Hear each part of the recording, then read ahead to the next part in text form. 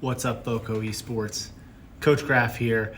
I got to do something pretty cool, pretty special this past weekend. I went to the new Skill Shot location, the new Skill Shot facility at Lindbergh Center down in Atlanta.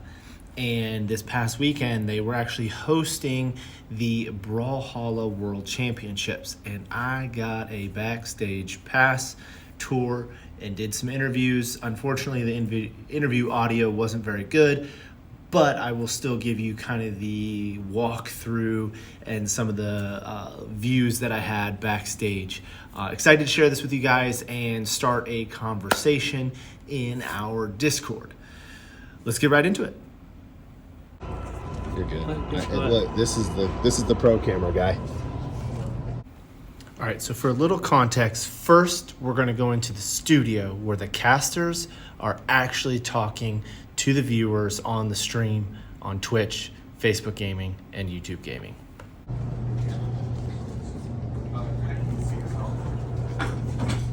Do you guys need water before we go up? Do you need water? Got 1 minute. Less than.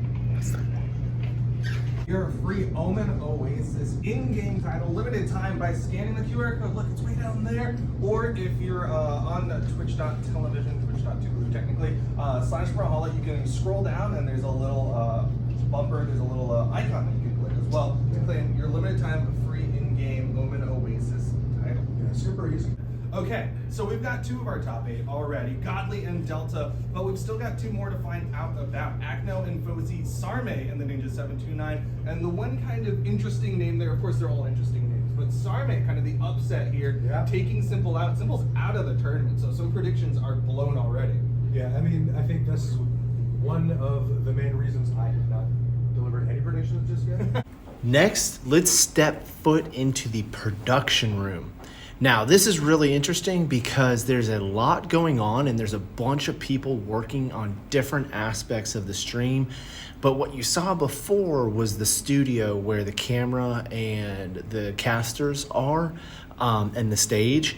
And then this is the backstage, actually in a separate room where they're doing all of the production and connecting all of the end users with the casters in the live studio. Let's take a look. For top 32 is actually having more top 32? 32s. Yeah. 2 is up? Pretty neat. That's like not even the price. You're sitting on the right side of the party. Yeah. You're not going back for drinks afterwards. I got 1 drink ticket and that's it. Now I've got one more special little thing in here. It just so happened that in this production facility, Skillshot Media, on Saturday when I was there, they were not only producing the World Championships of Brawlhalla, but in a small production studio next door, or a smaller production room next door, they were actually making a live or producing a live event for Microsoft on the Halo Infinite game, which was really cool. And it was just crazy, like walking in and then Todd Harris, who's the CEO, was like, hey, next door, we're actually doing this thing for Microsoft. So here's a really quick clip, and then we'll recap and close it out. It's an interesting pick. Of course, it's a little bit more metal. It's really well with it in the winter. All right, so I hope you guys found that interesting. I know it's kind of like terrible vlogger style shot on my phone, but I wanted to capture a little bit of what it's like behind the scenes of a real esports event. Now, I know I've spoken to many of you about some of the things that you have done, events that you've gone to, things like DreamHack, MomoCon, and maybe you've even been to some other esports events for specific games. It is a neat experience. There's a lot of really cool things that go on. The important thing, or the thing that I want to drive home, is that there is so much going on behind the scenes.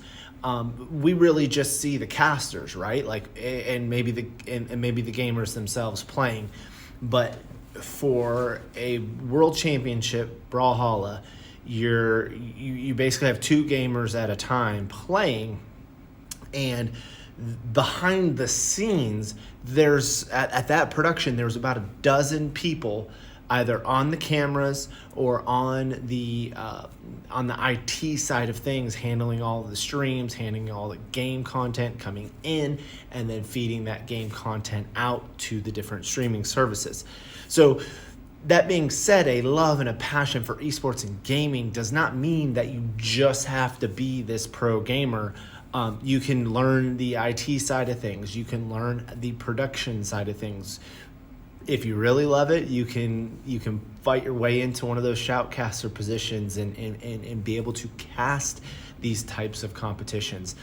So I really want to just capture a little bit of each aspect and share that with you guys. I wish I could have done more. It was kind of an impromptu last minute thing, and I did not have my normal vlogger camera, so I just had to go on the iPhone Pro 13 Pro here. So not very good, but I hope you guys enjoyed it, caught enough of the coolness and the neat factor.